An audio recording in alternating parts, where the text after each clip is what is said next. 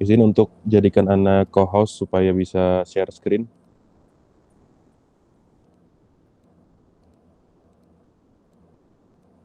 Nah, jazakumullah khairan.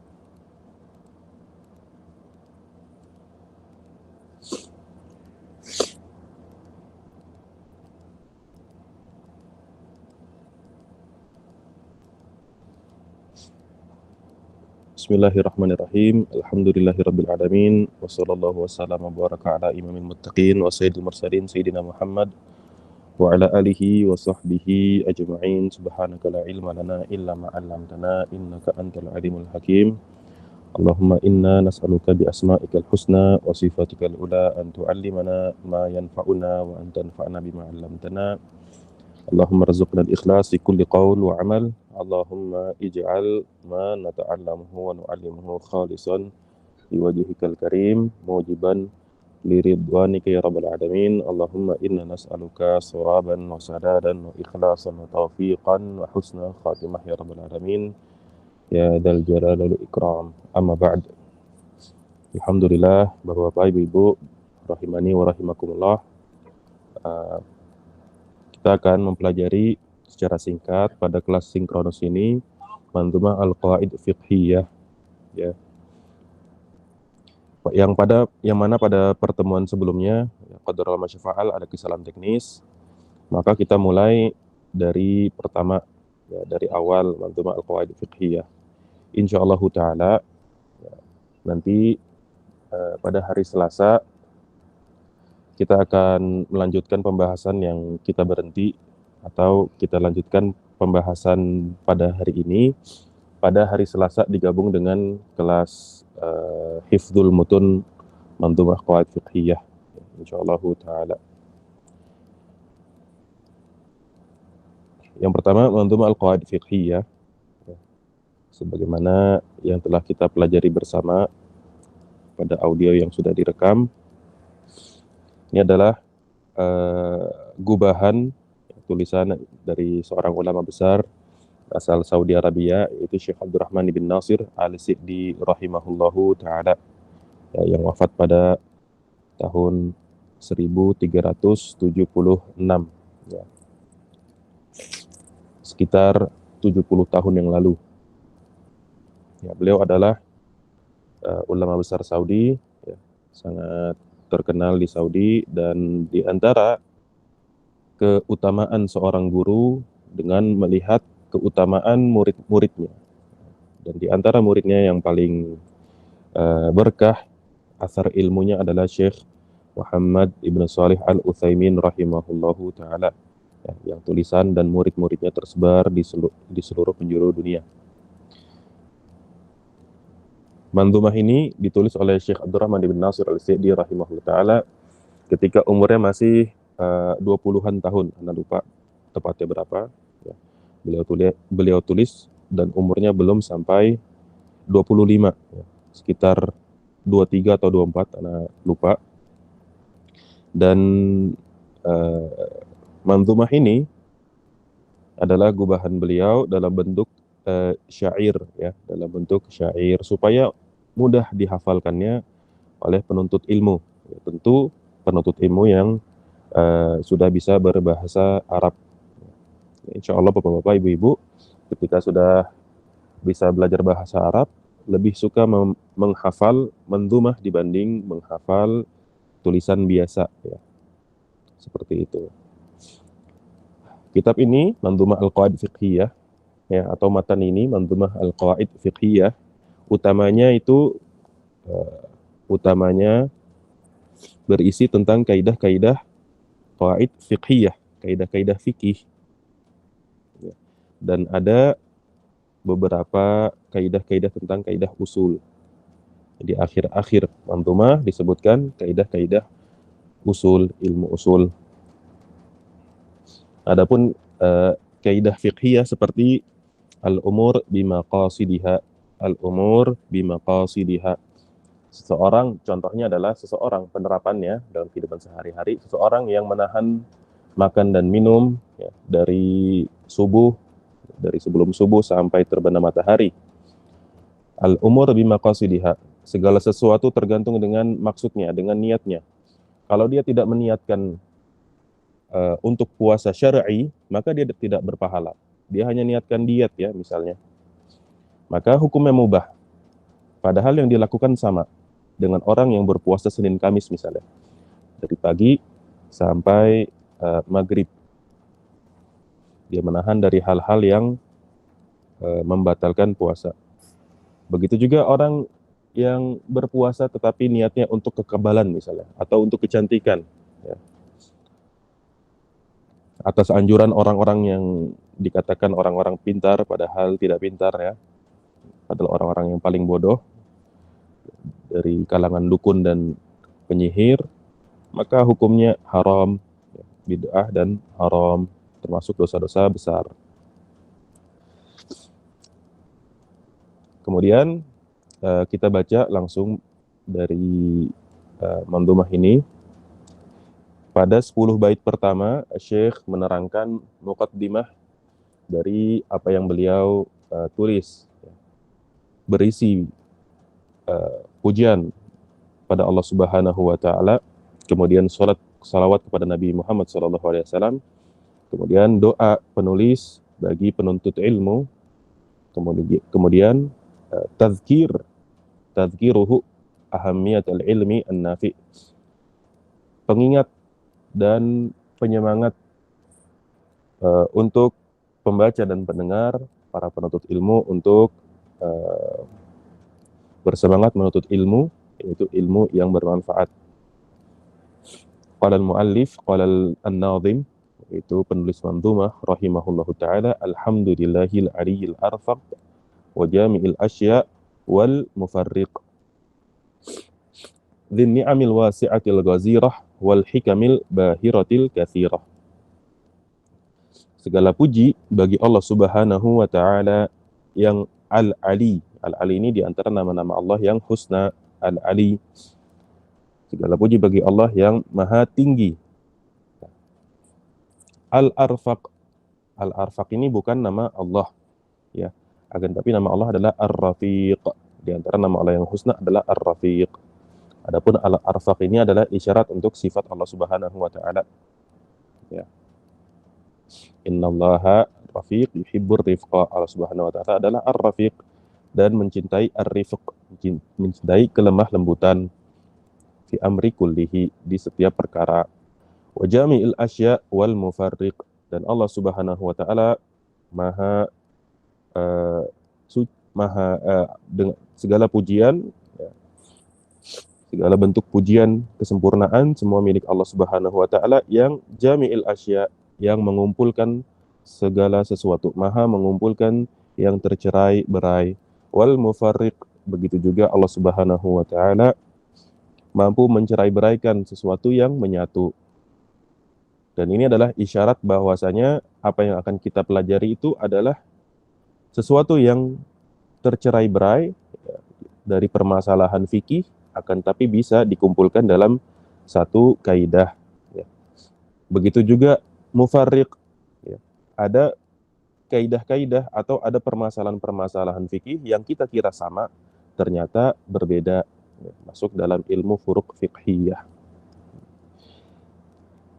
Yang ini dinamakan dengan bara'ah al-istihlal, ya. Ulama balaghah menyebutnya dengan bara'atul istihlal. Dzinni amil wasi'atil ghazirah wal hikamil bahiratil katsirah. Segala puji bagi Allah Subhanahu wa taala yang memiliki nikmat-nikmat yang luas bagi hambanya, al-ghazirah yang banyak, wal hikamil bahiratil katsirah. Begitu juga dengan hikmah-hikmah Allah Subhanahu wa taala yang mencapai kesempurnaan hikmah, baik kita mengetahuinya maupun tidak yang kita ketahui. Al-bahirah al-katsirah, ya, maknanya adalah sama ya, sinonimnya. Hikmah-hikmah Allah ya Subhanahu wa taala yang maha sempurna, yang sangat banyak. Kemudian salawat pada Nabi Muhammad SAW. Thumma salatu ma'salamin daimi ala rasulil qurasyil khatami. Kemudian salawat dan salam ad-daim, yang terus menerus ya, mustamir. Semoga terus tercurahkan kepada Nabi kita Muhammad SAW, ala Rasulullah SAW al-Qurashi. Qurashi adalah nisbah kepada kaum atau kabilah Quraisy, ya, asyharul qabilah, kabilah yang paling terkenal, ya, yang ma'ruf di bangsa Arab. Al-Khatami, Al-Khatami yang mana Rasulullah SAW adalah penutup, Al-Khatam, penutup para nabi dan rasul. Wa alihi wa sahbihi al-abrari al-haizi maratibal fakhari. Wa alihi wa sahbihi al-abrari al-haizi maratibal fakhari. Wa alihi, dan semoga salawat dan salam juga tercurahkan kepada keluarga Nabi Muhammad SAW, yaitu Ahlul Bait, wa sahbihi al-abrari, dan para sahabatnya juga yang abror, ya, yang orang-orang soleh, orang-orang baik. Dan ini adat para ulama, ya, adalah menyebutkan salawat dan salam serta kepada Ahlul Baitnya, begitu juga kepada para sahabatnya. Ahlul Bait disebutkan untuk menyelisihi orang-orang nawasib, ya, yang mereka tidak memiliki loyalitas, tidak meloyalkan diri mereka kepada Ahlul Bait dari kalangan kaum muslimin. Begitu juga penyelisihan kita kepada orang Rafidhah, ya, orang Syiah Rafidhah, yang mereka meloyalitaskan diri mereka kepada Ahlul Bait, tetapi mengkafirkan dan tidak meloyalitaskan diri mereka kepada para sahabat selain dari kalangan Ahlul Bait. Al-Haizi maratibal fakhari. Al-Haizi artinya al-hasidi, ya, yang telah memperoleh maratib. Maratib jamak dari martabah, ya, martabah sebagaimana bahasa Indonesia martabah, martabat. Martabat yang diperoleh oleh para Ahlul Bait dan para sahabat, yang mana martabat tersebut pantas untuk dibanggakan, ya, pantas untuk dibanggakan. Fakhar itu artinya dibanggakan, walaupun mereka tidak berbangga dengan status kesahabatan mereka dengan Rasulullah SAW, karena mereka adalah orang yang paling takut terjatuh kepada kemunafikan, ya, sebagaimana yang asar dari sahabat Umar radhiyallahu anhu, ya, Umar takut, sahabat Umar, ya, orang terbaik setelah Abu Bakar radhiyallahu anhuma, ya, dia takut, Umar takut namanya itu termasuk nama-nama kaum munafik yang disimpan oleh sahabat Hudzaifah ibn al-Yaman radhiyallahu anhum. Kemudian Syekh menyebutkan, ya, doa muallif, ya, mendoakan para penuntut ilmu, para pendengar dan para pembaca. I'lam hudita anna afdalal minan ilmun yuzilu syakka anka waddaran. I'lam hudita anna afdalal minan ilmun yuzilu syakka anka waddaran. Ketahuilah, ilmuilah, pelajarilah, hudita. Semoga Allah Subhanahu wa taala memberikan kalian hidayahnya dan taufiknya, bahwasanya nikmat yang paling baik, nikmat yang paling afdal, minan itu jamak dari minah, ya, yaitu nikmat atau pemberian Allah Subhanahu wa taala. Pemberian Allah yang paling baik adalah ilmun, ya, adalah ilmu. Kemudian dijelaskan ilmu yang seperti apa yang merupakan pemberian Allah paling baik. Ilmun yuzilu syakka anka waddaran. Ilmu yang menghilangkan dari kamu, menghilangkan dari kamu, dari apa? Dari keraguan. Keraguan dan dari kotoran. Daran itu artinya kotor. Adalah isyarat bahwasanya ilmu yang bermanfaat, ilmu nafi', ilmu nafi' itu adalah ilmu yang menghilangkan kita dari keraguan, yang mana keraguan ini mewakili semua perkara yang berkaitan dengan syubhat, ya, yang berkaitan dengan syubhat, yang itu bisa dihilangkan dengan ilmu yang bermanfaat. Begitu juga ad-daran, ilmu yang menjauhkan kita dari kekotoran, yaitu maksiat, ya, ilmu yang menjadikan kita menjauhi dari kemaksiatan, jadi syubhat dan syahwat, dua hal yang semoga Allah Subhanahu wa taala menjaga kita dari kejelekan dua hal tersebut. wa yakshiful haqqa lidzil qulubi wa yusilul abda ilal matlubi. Wa yakshiful haqqa lidzil qulubi wa yusilul abda ilal matlubi. Yang mana ilmu yang bermanfaat tersebut yakshif, ya, yudhir, menyingkapkan kebenaran yang tadinya tertutupin atau tersamar-samar, lidzil qulubi, ya, pada hati manusia. Wa yusilul abda ilal matlubi, yang mana ilmu bermanfaat tersebut mengantarkan seorang hamba kepada yang ia tuju, ya, dari ilmu bermanfaat. Karena rusukh fil ilm, kedalaman dalam menuntut ilmu itu sesuatu yang matlub, sesuatu yang dianjurkan, sesuatu yang diperintahkan oleh Allah Subhanahu wa taala. Ya, Rasulullah sallallahu alaihi wasallam bersabda, "Man yuridillahu bihi khairan yufaqihu fid din." Man yuridillahu bihi khairan yufaqihu fid din. Siapa yang Allah inginkan kebaikan pada dirinya, maka Allah Subhanahu wa taala akan menjadikan dia faqih dalam beragama. Dan apa yang kita lakukan ini adalah sebagian kecil dari usaha kita supaya kita faqih dalam beragama. Fahris ada fahmika lil qawaidi, ya. Kemudian pada 4 bait yang disebutkan oleh Syekh dalam muqaddimahnya pada 10 bait pertama, ya, berisi tentang tasji' muallif li ta'allum ilmu qawaid fiqhiyah. Tasji' itu artinya menyemangati, ya, memberanikan. Dari siapa? Oleh muallif, oleh penulis, li ta'allum ilmil qawaid fiqhiyah, ya. Menyemangati penuntut ilmu untuk mempelajari ilmu qawaid fiqhiyah. Kemudian juga begitu juga dijelaskan pada 4 bait sisa ini muhtawal manzumah, ya, isi dari manzumah ini. Kemudian yang terakhir adalah doa Syekh untuk para ulama rabbaniyin muslimin.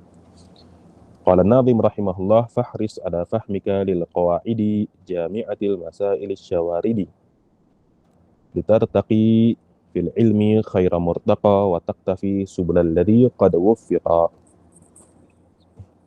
Fahris ala fahmika lil qawaidi jami'atil masail asy-syawaridi litartaqi fil ilmi khaira murtaqa wa taqtafi subulal ladzi qad wuffiqa. Maka semangatlah, ya. Semangatlah wahai pendengar, wahai pembaca, wahai para penuntut ilmu, ala fahmika, dalam memahami pemahamanmu terhadap kaidah-kaidah ini, kaidah-kaidah qawaid fiqhiyah.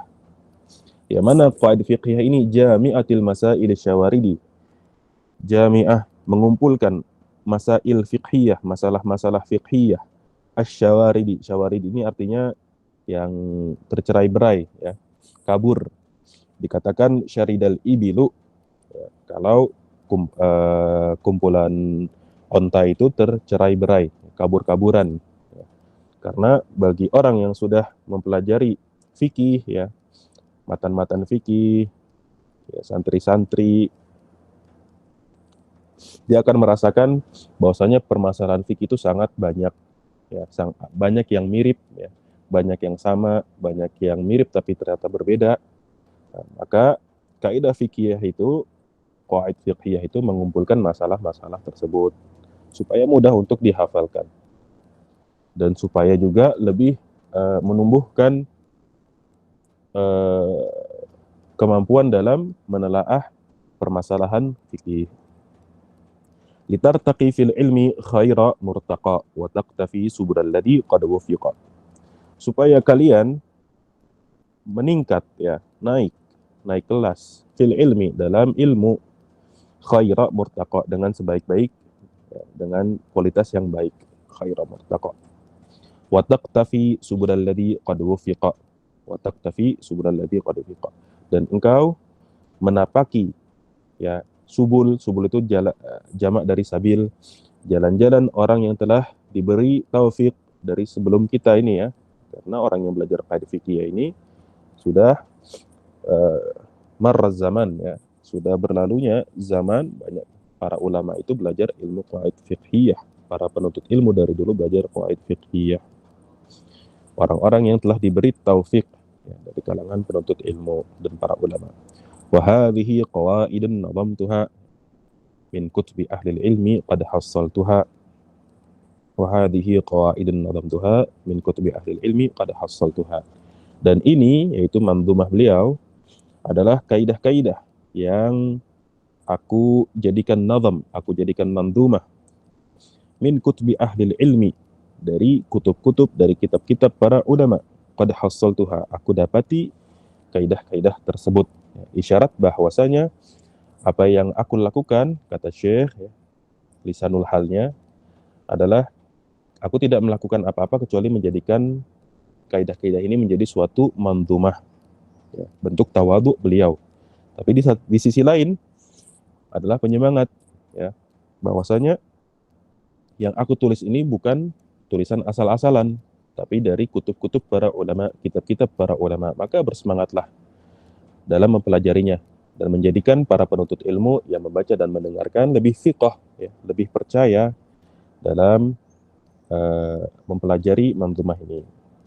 Jazahumul maula azimal ajri wal afwa ma ghufranihi wal birri. Jazahumul maula azimal ajri wal afwa ma ghufranihi wal birri. Semoga Allah Subhanahu wa taala al-Maula memberikan mereka, membalas mereka, itu para ulama, azimal ajri, ya, balasan yang agung. Begitu juga balasan berupa maaf dari Allah Subhanahu wa taala, dengan ampunan Allah Subhanahu wa taala, ma ghufranihi wal birri, dengan kebaikan juga pada mereka semua para ulama rahimahumullahu. Kemudian kita masuk ke inti dari mandhumah, ya.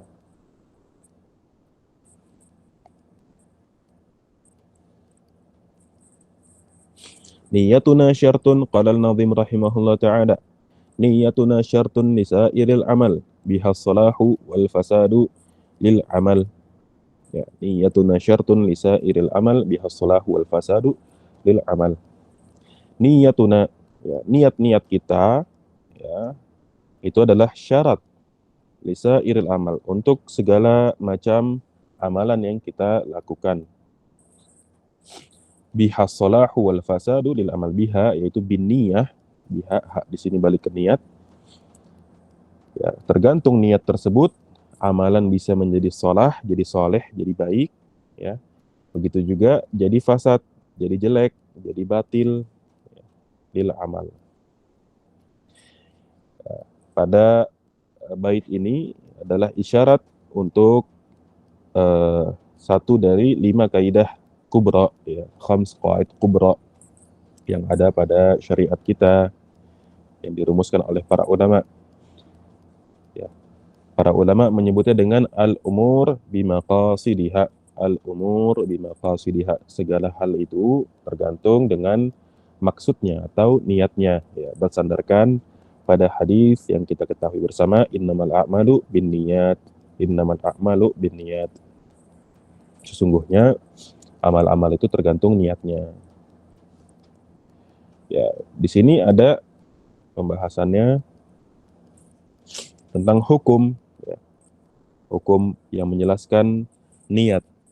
Yang pertama ada taklifi, yaitu, yang kedua ada wad'i, yang ketiga ada sawab. Taklifi itu mudahnya adalah, bapak-bapak, ibu-ibu rahimani wa rahimakumullah, adalah hukum yang 5, ya, wajib, sunnah, mubah, makruh, dan haram. Ya, taklifi itu yang berkaitan dengan hukum wajib, sunnah, mubah, makruh, dan haram. Yang wad'i itu berkaitan dengan sah atau batal. Sah atau batal. Ya. Adapun ada hukum-hukum wad'i yang lain, tapi kita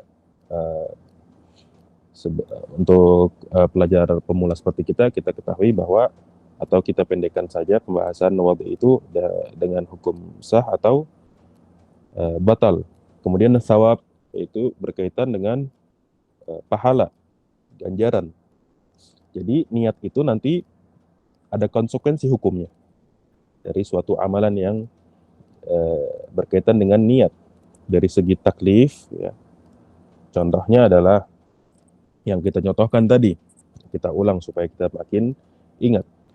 Orang yang berpuasa menahan dari perkara-perkara yang membatalkan puasa. dari subuh sampai maghrib, ya. Kemudian dia hanya meniatkan untuk diet, maka hukumnya secara taklifi mubah, ya. Hukumnya secara taklifi mubah. Tapi kalau dia niatnya untuk pesugihan, ya, untuk kaya, untuk kecantikan, atas dasar anjuran orang penyihir atau dukun, maka hukumnya haram.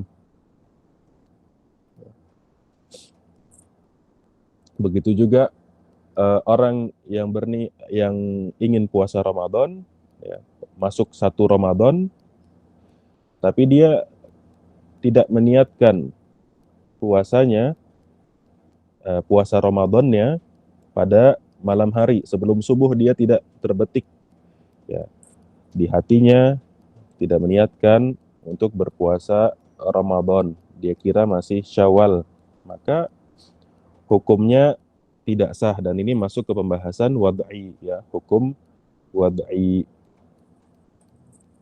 Orang yang tidak meniatkan puasa Ramadan pada malam hari sebelum subuh, maka puasa orang tersebut tidak sah. Kemudian juga kalau dia tidak sah, maka dia tidak eh, tidak tidak dapat pahala. Kalau dia lupa, maka dia tidak berdosa. Tapi kalau dia sengaja, ya, kalau dia sengaja tidak meniatkan puasanya pada sebelum terbitnya subuh, terbitnya fajar, kalau dia sengaja maka dia berdosa. Bukan saja tidak dapat pahala, tapi dia tidak berdosa. Ya. Jadi ada tiga wajah, tiga sisi pembahasan yang berkaitan dengan hukum, ya, konsekuensi dari suatu amalan yang dikerjakan. Ada taklifi berkaitan wajib, sunnah, mubah, makruh, dan haram. Begitu juga wad'i, ya, sah atau tidak sah, ya, atau harus qada, ya. Qada itu masuk ke pembahasan hukum wad'i, atau harus diulang i'adah. Kemudian thawab, apakah dia berpahala, tidak berpahala, atau bahkan berdosa, itu berkaitan dengan thawab. Kemudian ada juga pembahasan niat dari sisi yang lain, ya. Niat itu ada 5 pembahasan di sini. Ila man tattajihu an-niyah, ila man tattajihu niyah. Kepada siapa, kepada apa niat itu dituju. Kalau dia karena Allah Subhanahu wa taala, semua hal yang berkaitan dengan ibadah diniatkan kepada Allah Subhanahu wa taala, maka berpahala, ya. Bahkan itu adalah syarat diterimanya suatu amalan. Karena syarat diterimanya suatu amalan ibadah itu yang pertama adalah ikhlas, yang kedua adalah mutaba'atun nabi. Yang pertama adalah ikhlas karena Allah Subhanahu wa taala, bukan karena selainnya. Yang kedua adalah mengikuti petunjuk Nabi Muhammad Shallallahu alaihi wasallam. Ya. Jadi yang ini harus diniatkan karena Allah Subhanahu wa taala.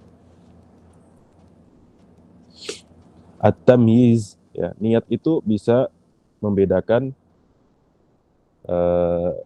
suatu amalan dengan amalan yang lain, ya. Yang pertama, ibadah an ibadatin ukhra, satu ibadah muayyanah dari ibadah-ibadah yang lain, ya. Orang yang sholat 4 rakaat, ya, bisa jadi dia di siang hari, ya, jangan sampai dia lupa meniatkan, tidak membedakan niatnya, ya, antara sholat zuhur dan sholat asar. Karena kalau salah niat, maka sholatnya tidak sah. Hukum wad'inya tidak sah dan harus diulang. Kemudian ibadah an adah, ibadat dari adat. Yang tadi kita contohkan, orang yang berpuasa dengan orang yang diet, ya. Termasuk diet adalah adat. Termasuk adat adalah diet, ya. Niat itu membedakan dari orang beribadah dan dari orang yang tidak beribadah. Kemudian umur la tushtaratu fihi niyah, perkara-perkara yang tidak disyaratkan untuk niat, ya. Karena kita pembahasannya tentang niat, ada di sana perkara-perkara yang tidak disyaratkan adanya niat, yaitu at-turuk, yaitu perkara-perkara yang memang harus dihindarkan, yang harus ditinggalkan. Contohnya apa? Contohnya korupsi. Korupsi nggak perlu kita niat, tinggalkan begitu saja. Kemudian juga perkara-perkara semua keharaman, ya, itu tidak perlu niat sampai amalan tersebut, ya, dia meninggalkan keharaman tersebut berpahala. Adapun jika dia meniatkan hatinya untuk karena Allah Subhanahu wa taala, maka ganjarannya lebih besar. Adapun seseorang dikatakan meninggalkan suatu, misalnya meninggalkan zina atau meninggalkan mencuri atau meninggalkan hal-hal yang diharamkan, tidak perlu, ya, tidak perlu untuk menghadirkan niat sampai dia dihitung telah melaksanakan larangan atau melaksanakan perintah Allah Subhanahu wa taala tersebut, perintah untuk meninggalkan larangan. Kemudian izalatun najasah, tidak diperlukan niat, ya. Kita membersihkan kotoran-kotoran, najis-najis dari pakaian, ya, atau dari tempat sholat, ya, tidak diperlukan niat, tidak dibutuhkan niat, sampai dikatakan kita telah menjauhkan diri dari najasah. Kemudian ma yanqidu bimujarrad sharihil lafadz, ya, sesuatu yang langsung sah, ya, dengan sharihil lafadz, lafadz yang sharih, ya. Ini pembahasannya ada di kitab fikih. Kalau bapak-bapak, ibu-ibu tidak langsung paham, tidak masalah. Contohnya adalah seorang laki-laki mengatakan kepada istrinya, ya, tolaktuki, ya, aku ceraikan kamu. Itu udah nggak ada lagi takwil yang lain, langsung terceraikan saat itu juga, ya. Dia katakan aku ceraikan kamu. Beda dengan dia mengatakan pergilah ke rumah orang tuamu, ya. Itu bisa kalau dia niatkan untuk cerai, maka jatuhlah talak ketika itu. Tapi kalau dia niatkan untuk memang disuruh pergi ke rumahnya, ke rumah ibunya, ya, maka tidak jatuh talak tersebut. Kemudian juga kalau ada, ya, zaman dulu masih ada budak, ya, dikatakan aku bebaskan kamu, ya, aku bebaskan kamu. Dia katakan, Zaid katakan kepada budaknya, aku bebaskan kamu. Maka langsung terbebas begitu saja. Saat itu juga terbebaskan si budak Zaid dari perbudakan. Kemudian mahalluha, tempatnya niat, ya, tempatnya niat itu ada di hati, ya. Kemudian waktuha, waktu niat, ya, khususnya pada pembahasan sholat. Pembahasan sholat, niat itu harus yang paling afdol adalah ketika sedikit dimulai atau sedikit akan dimulainya suatu sholat, ya, suatu rukun dari sholat tersebut.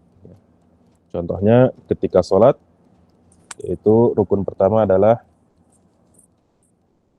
takbiratul ihram atau qiyam, ya, atau qiyam.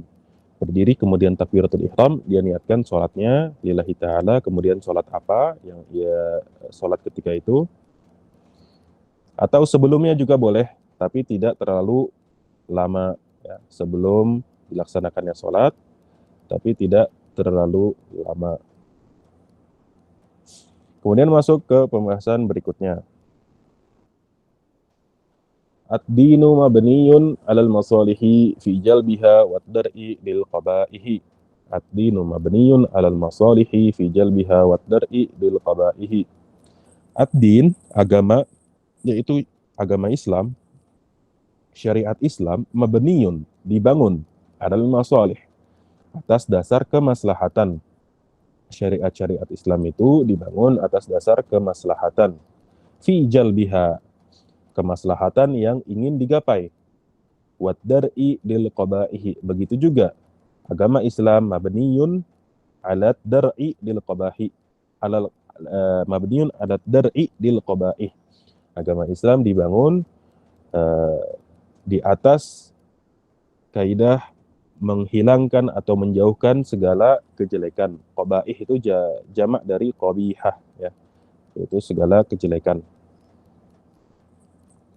Ini diantara kaidah-kaidah yang mudah karena kita semua melakukannya. Ya.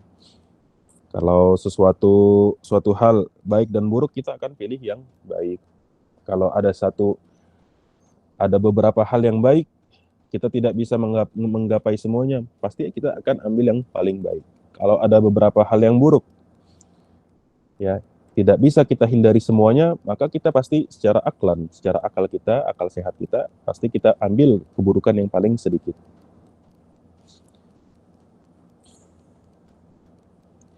Ad-dinu mabniun ala jalbil masalih wa dar'il mafasid, ya.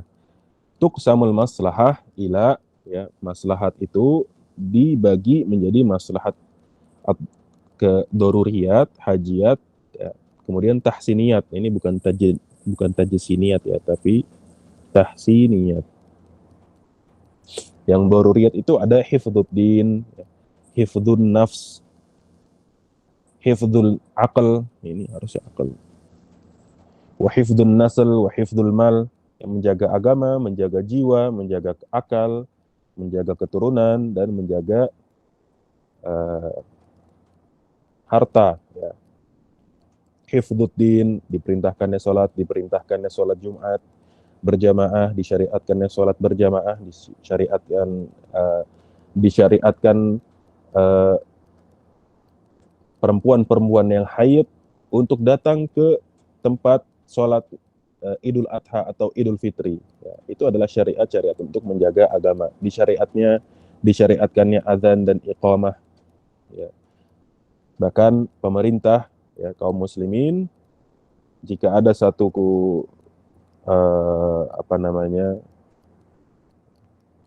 jika ada suatu negeri tidak ada orang yang mengumandangkan azan atau mengumandangkan azan sholat 5 waktu, ya, maka secara syariat Islam satu kampung itu semuanya berdosa, ya, seperti itu. Kemudian hifdzun nafs, disyariatkannya qisas, hukuman bagi orang yang membunuh atau mencelakai orang lain, ya, dihukum qisas. Ya. Dengan qisas tersebut orang mengambil pelajaran agar tidak bermain-main dengan darah orang lain.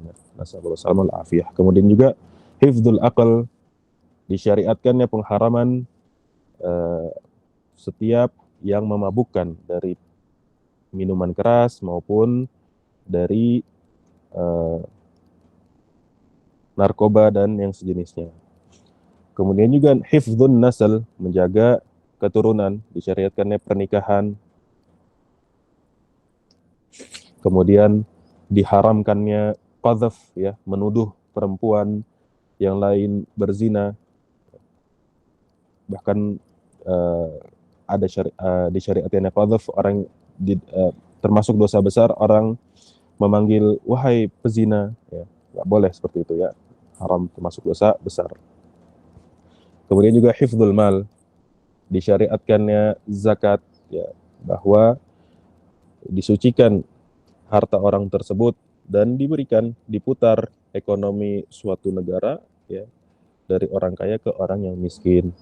Begitu juga disyariatkannya hukuman qata, ya, qatlul yad, dipotongnya tangan orang yang mencuri dan lain sebagainya. Kemudian juga hajiat, ada maslahat hajiat. Contohnya adalah disyariatkannya kufu atau disyariatkannya wali bagi seorang perempuan. Disyariatkannya wali bagi seorang perempuan, seorang gadis. Karena seorang ayah itu mengerti mana calon suami dari anaknya, ya, yang cocok bagi si anak tersebut. Apakah si laki-laki ini orang baik atau tidak. Ya. Karena seorang ayah, seorang laki-laki, ya, lebih bagus pertimbangannya dibanding jika si anak itu langsung memilih. Ya. Kemudian juga dari sisi tahsiniyat, secara keindahan, ya, seorang gadis, seorang anak gadis disyariatkannya wali, tapi dari sisi kita bahas dari sisi keindahan. Lebih indah jika seorang laki-laki itu ingin menikah kepada seorang perempuan dengan walinya, ya, langsung berhubungan dengan walinya, yaitu ayahnya. Ya. Karena tidak elok jika langsung ke perempuan, karena perempuan itu dijaga dalam syariat Islam. Seperti itu. Kemudian pada bait ke-13 dan bait ke-14. Qala an-nazim rahimahullah ta'ala fa in tazaham adadul masalihi yuqaddamul a'la minal masalihi wa lidduhu tazahumul mafasidi yurtakabul adna minal mafasidi. Fa in tazaham, jika terkumpul, ya, tajtami'u, terkumpul adadul masalih, lebih dari satu sejumlah maslahat, ya, dan tidak mungkin kita ambil semuanya, karena kalau kita ambil semuanya itu yang afdal. Kalau tidak mampu, yuqaddamul a'la minal masalihi. Pasti kita akan kedepankan maslahat yang paling a'la, paling bagus, paling tinggi minal masalih, dari maslahat yang ada di depan kita. Wadidduhu tazahumul mafasidi yurtakabul adna minal mafasidi. Dan sebaliknya, lawannya, kalau mafsadah yang ada di depan kita, ya, tajtami'u, tazahum, lebih dari satu, berkumpul. Apa yang kita lakukan kalau kita tidak bisa menghindari semuanya? Yurtakabul adna, diambil yang paling ringan dampaknya, minal mafasid, ya, dari mafsadat-mafsadat yang ada. Ya, tazahum masalih wal mafasid. Para ulama menyebutkan dengan kalimat ittiba'u khairaini matlubun wajtinabu syarraini fihi margubun. Ittiba khairaini matlub wajtinabu syarraini fihi margub. Mengikuti dua hal yang paling baik itu sesuatu yang diinginkan, matlubun. Wajtinabu, dan menghindari syarraini, ya, kejelekan paling buruk dari dua kejelekan yang ada adalah sesuatu yang diharapkan. Jam'ul masalih in amkan, ya, yang harus kita lakukan pada asalnya adalah jam'ul masalih, ya. Kita ambil semua maslahat yang ada. Kemudian tarkul mafasid in amkan, meninggalkan semua mafsadat yang ada sebisa mungkin, in amkan, sebisa mungkin.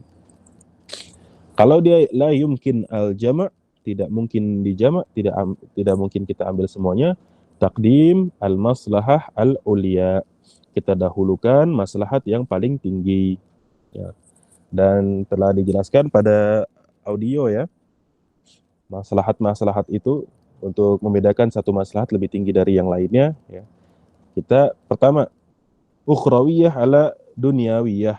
Ukhrawiyah ala dunyawiyah. Kita kedepankan maslahat ukhrawiyah dibanding maslahat dunyawiyah. Ya, contohnya kalau ada pas bulan Ramadan, ya, bulan Ramadan ada 10 malam terakhir. Ya, di situ ada maslahat Lailatul Qadar, ya. Kemudian juga maslahat tarawih, disyariatkannya tarawih dan qiyamul lail dan pahala dilipat gandakan. Kemudian ada maslahat duniawi, ya, diskon-diskon, ya, atau acara-acara yang bisa ditinggalkan sebenarnya, tidak sampai darurat. Maka kita kedepankan maslahat ukhrawiyah. Ya. Begitu juga bapak-bapak, ibu-ibu yang mau umroh misalnya. Kalau umroh ada maslahat, ya, udah keluarkan uang banyak, ya, 25 juta, 30 juta, dan seterusnya. Bisa menghabiskan waktu di Masjidil Haram, yang mana sholat di Masjidil Haram, ya, sholat di Masjidil Haram 100.000 pahalanya dibanding sholat di selain Masjidil Haram, di sholat selain Masjidil Haram, Masjid Nabawi, dan Masjidil Aqsa. 100.000. Kemudian ada ya, paket wisata ketika masih di Masjidil Haram, masih di Mekah, ada paket wisata ke Taif. Yang afdal, wallahu alam, kita tinggalkan hal seperti itu. Ke Taif.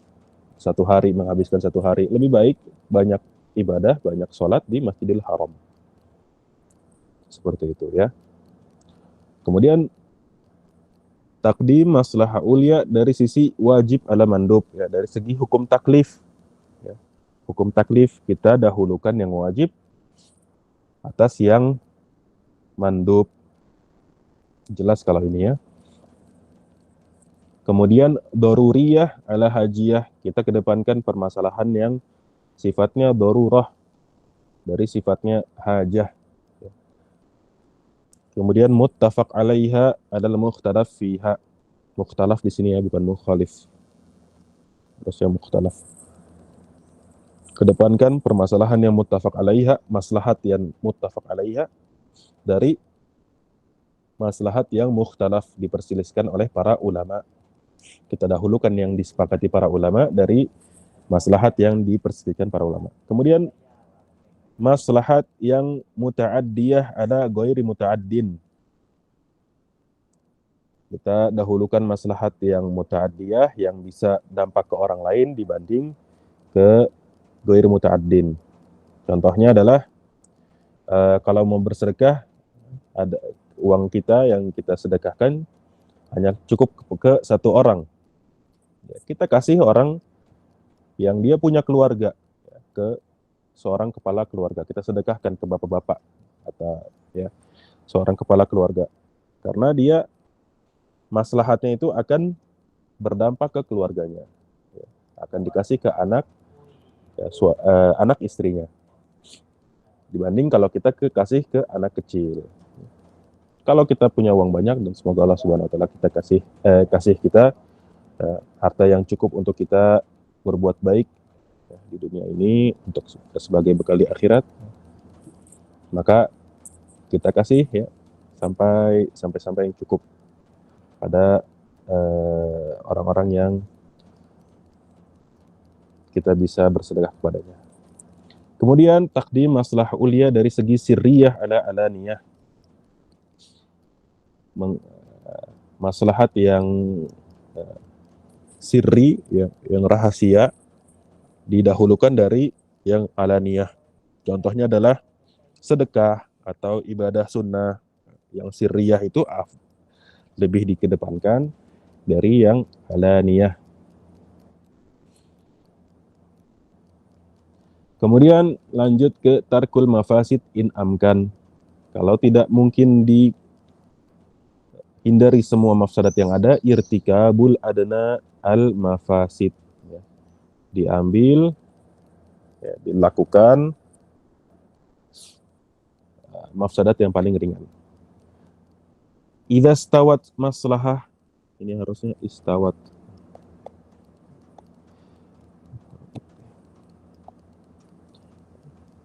Idza stawat maslahah, kalau maslahatnya itu bersamaan dengan kadar mafsadatnya, kaidah menyebutkan darul mafsadah ya muqaddam atau darul mafasid muqaddam ala jalbil masalih. Darul mafasid muqaddam ala jalbil masalih. Meninggalkan ke mafsadatan itu didahulukan dari melakukan kemaslahatan. Itu kalau kadarnya sama. Dan ini tidak disebutkan oleh Syekh rahimahullahu ta'ala. Kemudian masuk ke kaidah nomor 15, qaidatus syari'ati taisiru fi kulli amrin nabahu ta'siru. Qaidatus syari'ati taisiru fi kulli amrin nabahu ta'siru. Kaidah syariat kita itu adalah dengan kemudahan. Pada apa kemudahan? Pada setiap perkara. Fi kulli amrin nabahu ta'siru, yang ada kesulitan di dalamnya. Dan ini dirumuskan oleh para ulama dengan kalimat al-masyaqqatu tajribut taisir. Al-masyaqqah tajribut taisir. Kesulitan itu mengkonsekuensikan kemudahan. Kemudian telah dijelaskan pada audio bit masyaqqah alati tajribut taisir. Patokan masyaqqah, kesulitan, yang mana kesulitan tersebut membolehkan kita taisir, kemudahan ya, dalam perkara tersebut. Sebelumnya kita tahrir masyaqqah dulu. Apa masyaqqah yang dimaksudkan oleh para ulama pada bait ini, pada kaidah ini? Yang pertama adalah masyaqqah la tanfaku an dzatil mukallaf biha. Yang kedua, masyaqqah tanfaku an dzatil mukallaf biha. Yang ini adalah kesulitan yang tidak akan terpisahkan dari suatu ibadah atau suatu amalan ya. Contohnya bangun subuh. Bangun subuh ya itu memang kita harus bangun. Ada kesulitan-kesulitan ya, harus dilawan. Begitu juga wudu, orang yang wudu ya. Ada orang yang sangat-sangat tidak suka kena air misalnya. Ya, dingin sedikit dia berat bagi dia ya, maka itu jadi pahala baginya. Begitu juga seorang laki-laki harus keluar ya, ada jalan di situ, harus melawan rasa malas. Maka ini bukan perkara-perkara yang mendatangkan kemudahan, malah harus dilawan. Seperti juga zakat ya, ada pertarungan hati di situ, melawan ketamakan, melawan rasa pelit yang ada di hati. Maka seorang yang udah wajib mengeluarkan zakat mal, dia harus melawan ketamakan yang ada pada dirinya. Kesulitan masyaqqah di situ harus dilawan. Maka ini bukan perkara yang mendatangkan kemudahan. Kemudian ada masyaqqah tanfaku an dzatil mukallaf biha.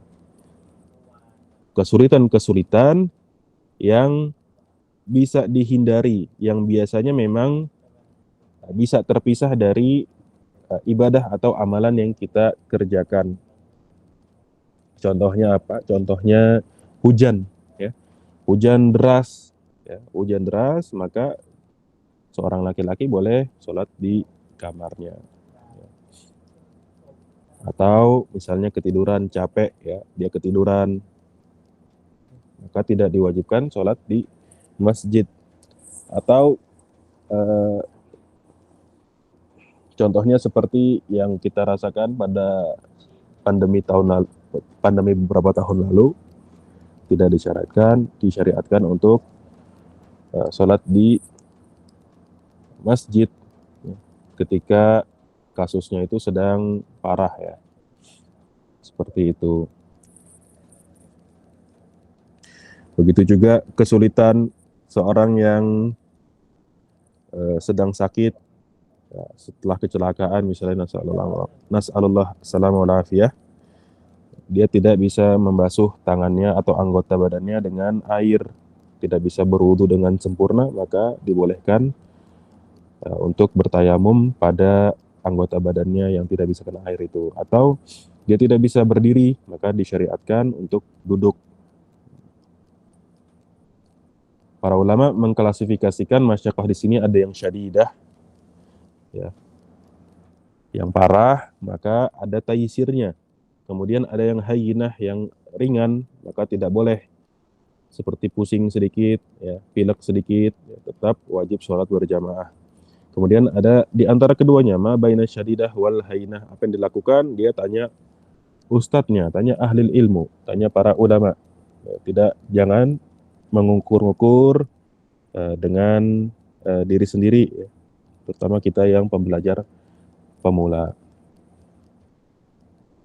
Kemudian juga ada rukhsah di sini secara ringkas saja, ya, karena kita sudah terburu oleh waktu.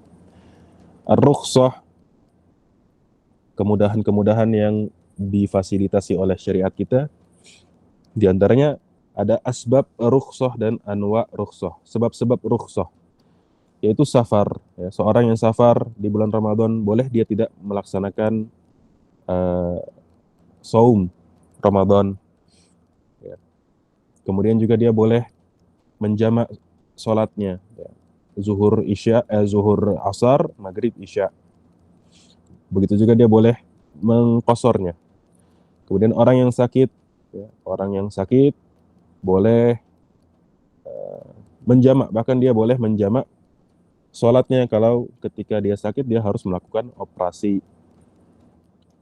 atau ketika orang yang sakit tidak diwajibkan untuk berpuasa, tidak juga diwajibkan seorang laki-laki yang sakit tidak diwajibkan untuk sholat berjamaah. Kemudian orang yang ikrah, dipaksa, ya sudah diancam, ya. Dia naudzubillah diancam untuk mengatakan kalimat kufur, ya. Naudzubillah, ya, nasallahu samal afiyah, sudah ditodongkan pistol, disuruh mengatakan kalimat kufur, maka dia boleh mengatakan kalimat tersebut dan tidak berdosa. An-nisyan, lupa, ya. Di antara rukhsah yang menjadi sebab rukhsah adalah nisyan, lupa, ya. Seorang boleh kalau dia tertidur, ya, dia tertidur, maka dia kelewatan misalnya sholat zuhur, maka dia laksanakan sholat zuhur ketika dia bangun, ketika dia ingat, ya, nisyan. Ketika dia ingat, dia lupa belum melaksanakan sholat zuhur, maka dia laksanakan ketika dia ingat. Kemudian jahal, karena ketidaktahuan. Kemudian mata ummu balwa, bukan balwa tapi balwa. Contohnya adalah seorang polisi atau tentara, ya, yang jaga di pos, dia diperbolehkan untuk tidak melaksanakan sholat Jumat misalnya, atau seorang dokter siaga, dokter yang sedang melakukan operasi, ya, dia tidak disyariatkan, tidak diperbolehkan untuk meninggalkan sholat jamaah atau bahkan sholat Jumat, ya. Semua ini adalah balik ke diri kita, masing-masing diri kita, ya. Maka jangan sampai kita bermudah-mudahan juga, begitu juga jangan sampai kita menghalalkan apa yang dihalalkan oleh Allah Subhanahu wa taala, mengharamkan apa yang dihalalkan oleh Allah Subhanahu wa taala. Kemudian naqas di sini diantaranya adalah akal, ya. Orang yang pingsan dia atau orang yang terkena gila, ya, maka dia tidak disyariatkan untuk melaksanakan sholat bahkan, ya. Kemudian anwa'ur rukhsah, jenis-jenis rukhsah, ada yang bersifat takhfif, isqat, ya, dia tidak disyariatkan, bahkan jatuh syariat tersebut. Contohnya adalah tidak berpuasa di bulan Ramadan, isqat. Kemudian tanqis, naqas, ya. Tadinya sholat yang 4 rakaat, ketika dia safar, dia boleh sholat 2 rakaat. Jadi di qasar. Kemudian juga ibdal. Ibdal itu seorang yang sudah tua misalnya, dia wajib melaksanakan puasa, tapi karena sudah tua renta, maka dia membayar fidyah. Kemudian juga takdim wa takhir, ini ada di kasusnya di orang yang safar. Ya, orang yang safar boleh jamak takdim, begitu juga jamak takhir. Takhfif tagyir,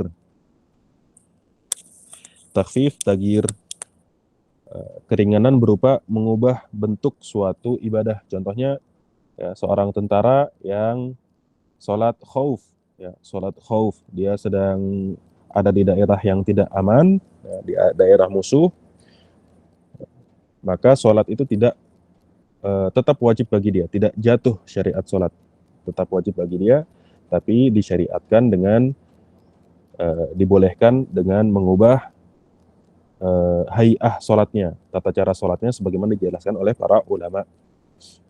Kemudian takhfif tarkhis al-hukum. Contohnya adalah seorang boleh makan bangkai ketika dia takut binasa jika dia tidak memakan apapun. Mohon maaf sudah melewati batas waktu. Mohon dikasih waktu 10 menit ya. Kita selesaikan insyaallah. Walaysa wajibun bilaqtidari wala muharramun ma'abtirari wa kullu mahdhurin ma'ab darurah biqadri ma tahtajuhud darurah. Dan tidak wajib sesuatu itu bilaqtidar, tanpa kemampuan.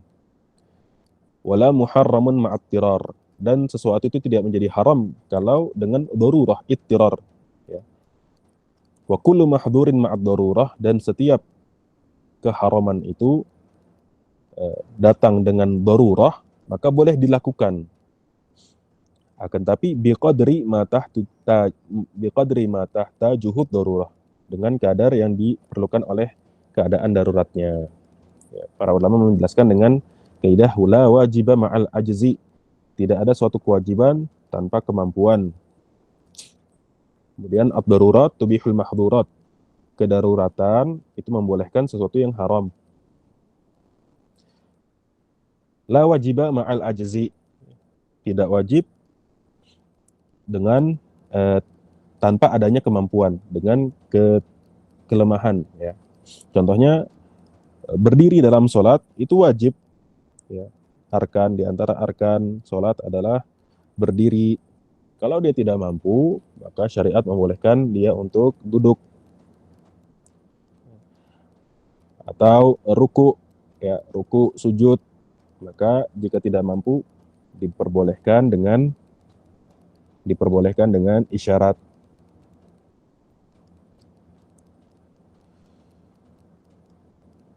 Begitu juga dengan saum. Ya, saum tidak wajib bagi orang yang sudah tua renta misalnya. Maka dia bayar fidyah. Kemudian ad-darurat tubihul mahdhurat. Tubihul mahdhurat. Sebagaimana yang telah kita contohkan tadi, orang yang ingin akan binasa jika dia tidak makan apapun, maka dia boleh makan bangkai, ya, maitah. Wa kullu mahdhurin ma'ad darurah biqadri ma tahtajuhud darurah. Ad-darurat tuqaddaru biqadriha. Dirumuskan oleh para ulama dengan kalimat ad-darurat tuqaddaru biqadriha. Kedaruratan itu ditakar, dibolehkannya dengan kadar keadaan daruratnya. Tidak boleh dia berkenyang-kenyang saat itu. Kemudian qala muallif rahimahullah wa tarji'ul ahkam lil yaqini fala yuzilu syakka lil yaqini. Wa tarji'ul ahkamu lil yaqini fala yuzilu syakka lil yaqini atau fala yuzilu syakku lil yaqini. Hukum-hukum itu kembali ke beberapa hukum itu kembali ke keyakinan yang ada pada manusia, pada mukallaf. Maka kalau ada suatu keraguan, dia tidak boleh, kalau ada sesuatu keraguan yang muncul, maka dia tidak boleh menghilangkan hukum yang telah dia yakini. Al-yaqin la yazulu bisyak ya. Ulama menjelaskan atau merumuskan kalimatnya dengan al-yaqin la yazulu bisyak. Keyakinan itu tidak boleh runtuh dengan adanya keraguan yang muncul. Contohnya Zaid, ya, contohnya Zaid setelah sholat maghrib, dia pulang ke rumah. Ya, dia melaksanakan kegiatannya, apa yang ia butuh lakukan. Ya. Kemudian datang waktu sholat isya. Ya. Waktu sholat isya, dia ragu sama si Z ini ragu, apakah dia telah batal atau belum. Ya. Maka hukumnya adalah kembali ke yakin. Apa yang ia yakin? Yakin bahwa dia pulang dari sholat maghrib. Sholat maghrib itu sudah dia lakukan dalam keadaan bertoharoh. maka dia tidak perlu wudu ya. Kalau dia wudu untuk memperbaharui wudunya, maka itu bagus. Tapi kalau tidak langsung pergi ke masjid lagi, maka tidak masalah. Ya, karena al-yaqin la yazulu bisyak. Keyakinan dia, yaitu bahwa dia dalam keadaan suci, tidak bisa runtuh dengan adanya keraguan yang ada pada diri dia. Muncul ketika itu, setelah adanya keyakinan.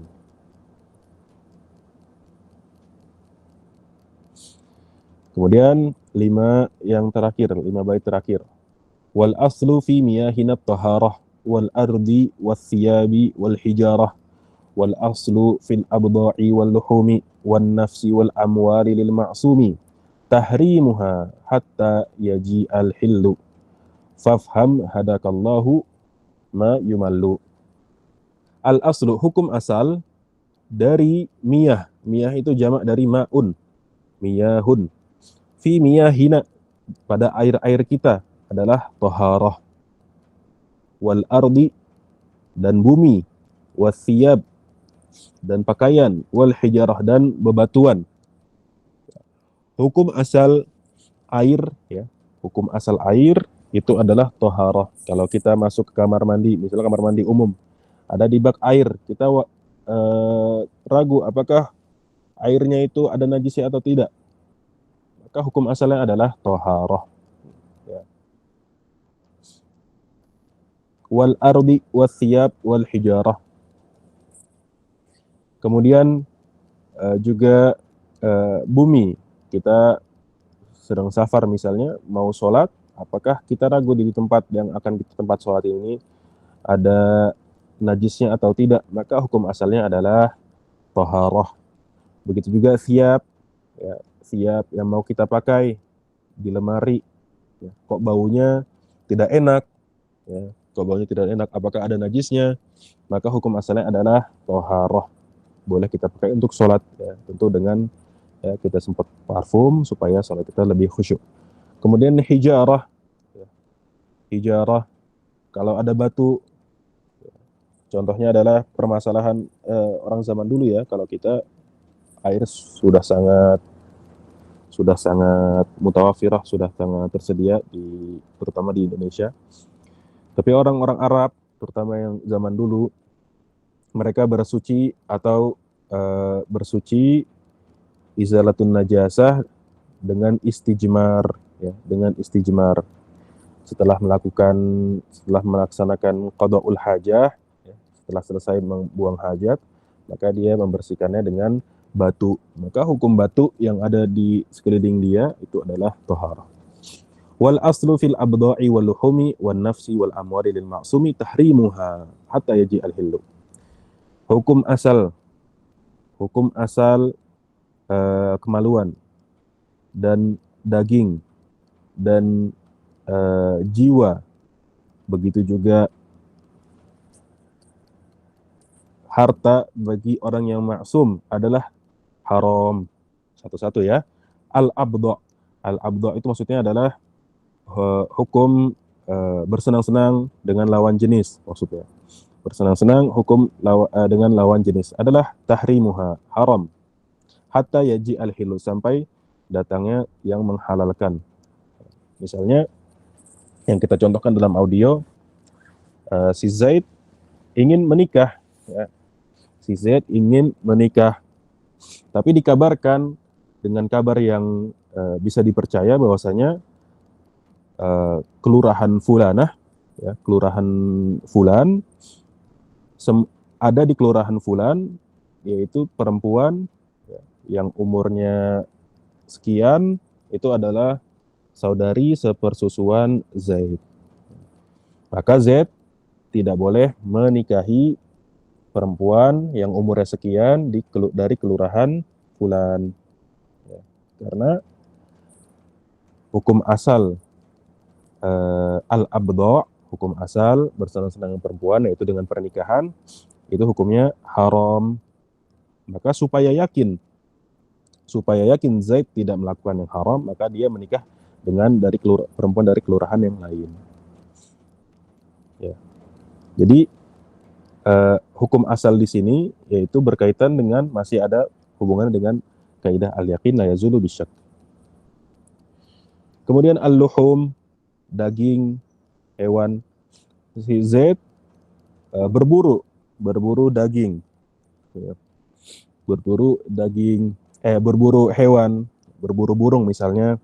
Dia tembak, kemudian tidak kelihatan dia jatuh di mana, ya, sampai dia cari-cari dan ia temui burung yang ia tembak itu jatuh di genangan air. Maka hukumnya adalah haram untuk diambil, untuk dikonsumsi, karena si Zaid tidak tahu apakah si burung ini meninggal karena tembakannya atau karena tenggelam dalam air. Kalau tenggelam dalam air maka hukumnya maitah. Ya, jadi ada kemungkinan ke situ, maka supaya yakin dia tidak mengkonsumsi yang haram, maka dia tinggalkan. Ya. Wan nafsi wal amwali lil ma'sumi, dan jiwa, begitu juga harta, lil ma'sum itu orang kaum muslimin, begitu juga orang kufar yang ada perjanjian damai dengan kaum muslimin. Kaum muslimin, begitu juga orang-orang kafir yang punya perjanjian damai dengan kaum muslimin. Itu orang-orang kafir yang tidak memerangi kaum muslimin. Maka jiwanya, begitu juga hartanya, itu haram hukumnya, termasuk dosa besar, ya, diganggu.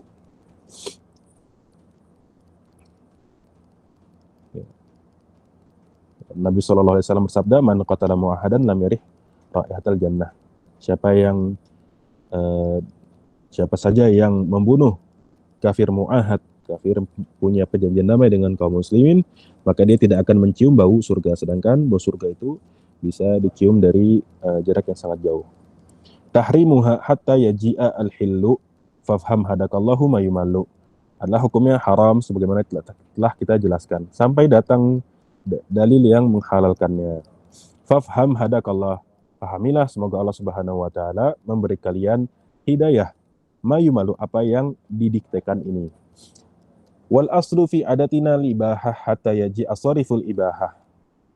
Hukum asal pada adat kita, yaitu kegiatan kita sehari-hari, ya, bagaimana kita naik sepeda, bagaimana kita berjalan, tata cara kita memakai baju, semuanya adalah ibahah. Hatta yaji asariful ibahah, sampai datang hukum atau dalil yang menggeser hukum dari ibahah tersebut ke hukum yang lain. Ya, contohnya kalau memakai baju, maka pada asalnya kita boleh memakai baju bagaimana yang kita suka, tapi ada syarat-syarat, ada dalil-dalil yang mengatakan kita harus menutup aurat. Begitu juga kita tidak boleh memakai pakaian yang syuhrah, memakai pakaian yang nyentrik, ya. Maka hukumnya bisa jadi makruh, bahkan bisa jadi haram ketika seseorang berpakaian memakai pakaian yang ada salibnya, haram. Qala al-muallif wa nakhtim bihi, kita tutup dengan bait terakhir ini, walaysa masyru'an minal umuri ghairul ladzi fi syar'ina madhkur. Walaysa masyru'an minal umur ghairul ladzi fi syar'ina madhkur. Dan tidak disyariatkan perkara-perkara, yaitu perkara agama, ya, dalam konteks ini, ghairul ladzi fi syar'ina madhkur, selain apa yang disebutkan pada syariat kita itu disebutkan. Ya. Jadi di sini adalah dirumuskan oleh para ulama dengan kalimat al-aslu fil ibadat at-tahrim. At-tahrim sini bukan tajrim. Tahrim.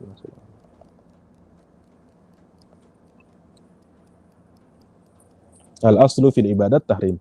Hukum asal ibadat adalah tahrim. Bersandarkan dari hadis Ummul Mukminin, ya, man ahdatsa fi amrina hadza ma laisa minhu fa huwa rad. Barang siapa yang mengada-adakan dalam perkara kami, man ahdatsa fi amrina, dalam perkara kami, yaitu perkara agama, ma laisa minhu, yang mana perkara tersebut tidak ada dalilnya, tidak disebutkan dalilnya, tidak ada sandarannya dalam syariat, fa huwa rad, fa huwa mardud, ya, maka dia tertolak, tidak sah, dan dia bisa berdosa, ya. Jadi kalau ada orang berbuat suatu ibadah, maka kalau dia mengatakan tidak ada dalil yang mengharamkannya, maka salah tempat, ya, dalil dia ini, ya. Perkataan dia tidak ada dalilnya dalam Al-Quran dan Sunnah mengharamkan ibadah yang dia lakukan, maka salah tempat. Karena al-aslu fil ibadat at-tahrim. Hukum asal ibadat itu tahrim sampai datang dalil yang menjelaskan suatu syariat ibadah tersebut. Wassallallahu ala nabiyina Muhammad wa ala alihi wa sahbihi wasallam. Subhanakallahumma wa bihamdika asyhadu an la ilaha illa anta astaghfiruka wa atubu ilaik. Mohon maaf mengambil waktunya lebih dari 15 menit ya. Jazakumullah khaira. Semoga Allah Subhanahu wa taala memberikan kita hidayahnya, taufiknya untuk menjadikan ya, thalabul ilmi kita, ilmu yang kita tuntut ini hujah bagi kita, bukan hujah atas kita. Menjadi pemberat amal ibadah kita, bukan menjadi sesuatu yang mencela kita di hari kita bertemu dengan Allah Subhanahu wa taala. Ya, anak kembalikan ke admin. Kalau ada pertanyaan tafadhol. Kalau ingin segera insiraf, segera pergi dari majelis, dipersilahkan. Jazakumullah khair.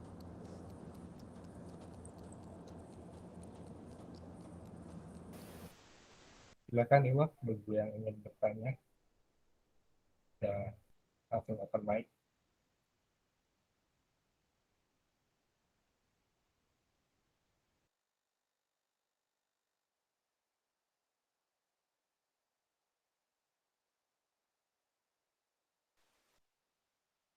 Assalamualaikum. Assalamualaikum warahmatullahi wabarakatuh. Ahlan Pak. Tafadhol. Ana Tasli Ustaz, mau bertanya itu masalah yang tadi diterangkan Ustaz. Apa namanya? Ketika kita terdesak, katakanlah seperti tadi yang dikatakan bahwa Zaid misalnya sedang dipaksa untuk mengatakan sesuatu yang seharusnya tidak dikatakan. Kemudian dia bertahan. Misalnya bertahan untuk tidak bicara itu. Apakah itu dikatakan apa namanya kesia-siaan atau gimana Ustaz? Tidak. Barakallahu fikum. Jazakumullah khair Pak Ahmad. Ya. Tidak demikian, bahkan dia berpahala. Jadi bentuknya adalah rukhsah, keringanan, ya, keringanan. Dan pertama kondisinya harus dalam keadaan memang dia yakin akan dicelakai, dan dia tahu yang mengancam dia bisa mencelakakan dia ya, ketika itu juga, atau mencelakakan keluarganya. Itu masuk ke dalam kaidah paksa. Jadi bukan hanya mengancam karena ada orang yang sok-sok mengancam padahal dia tidak mampu, atau sebenarnya dia takut ya, hanya menggertak. Tapi ini dalam keadaan memang dia tahu bahwa orang ini, terutama masuk ke sini orang-orang yang punya kekuatan yang besar ya. Dan ini terjadi di zaman Imam Ahmad. Ketika itu para ulama melakukan rukhsah ya, mengatakan kalimat kufur. Sampai terakhir Imam Ahmad tetap dalam pendiriannya ya, ketika fitnah untuk mengatakan Al-Quran adalah makhluk ya. Para ulama ada yang bertauriyah, ada yang mengatakan maka tidak berdosa ulama tersebut, ulama kaum muslimin. Adapun Imam Ahmad ketika itu tetap pada pendirian karena beliau berpendapat bahwasanya kalau Imam Ahmad sampai mengatakan itu, maka tidak tersisa nanti kalangan Ahlus-Sunnah di zamannya ya. Baik, Ustaz. Jadi artinya itu tidak menjadi satu kewajiban ya Ustaz? Bukan. Baik Ustaz. Jazakallahu khairan Ustaz. Jazakumullah khairan Pak Ahmad.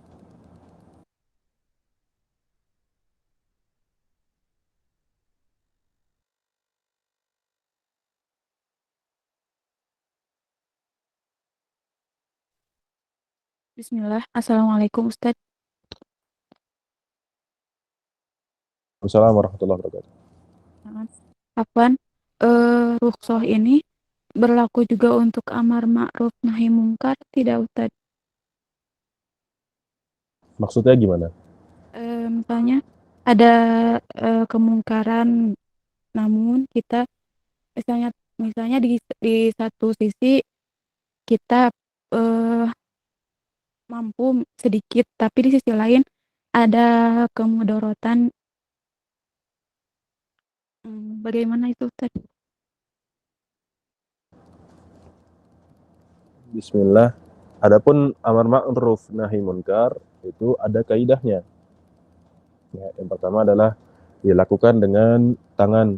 Ya. Kalau kita bisa buat peraturan, kalau kita bisa mampu, dan ini ranahnya adalah ranah orang yang bisa membuat peraturan dengan tangan. Kalau tidak bisa dengan perkataan, kalau tidak bisa dengan perkataan, ya, maka dengan hati. Ini dengan dari sisi apa yang kita lakukan. Adapun wajib atau tidaknya, ya, para ulama, di antara ulama yang Anda tahu adalah ulama dari kalangan Hanabilah, itu kemungkaran itu wajib diselisihi atau diubah ketika kita hadir di situ. Ketika kita hadir di situ. Kalau kita tidak hadir, ya, maka tidak wajib bagi kita. Seperti itu. Misal contohnya, misalnya ada walimah yang ada musiknya, ya. Walimah yang ada musiknya. Kalau kita hadir di situ, maka kita nasihatkan. Tapi kalau kita tidak hadir, maka kita tidak wajib menasihatinya. Ya. Bahkan kalau karena walimah itu hukumnya adalah wajib, ya. Ketika kita tahu di situ ada musik, ya, ada musik, ada campur baur, ya, yang nyata-nyata di depan kita, maka kita boleh tidak hadir. Kita boleh tidak hadir karena hukum menghadiri walimatul urs itu hukumnya wajib. Seperti itu. Dan itu pembahasannya, ada pembahasan di kaidah amar ma'ruf nahi munkar. Barakallahu fikum. Baik, jazakallahu khairan Ustaz. Wallahu a'lam. Jazakumullah khairan.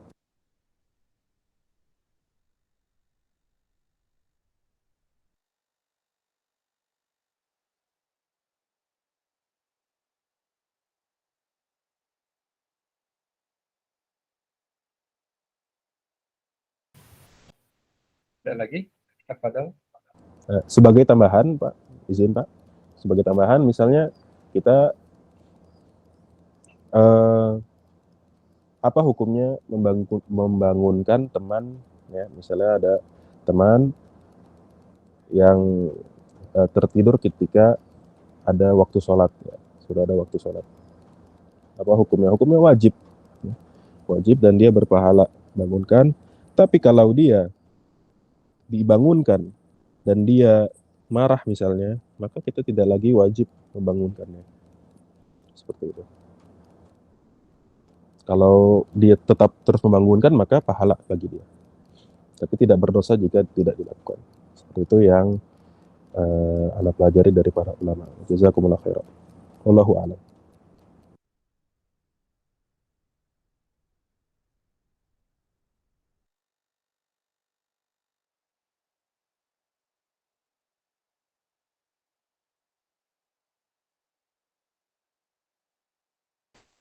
Nampaknya sudah tidak ada lagi yang bertanya, Ustaz.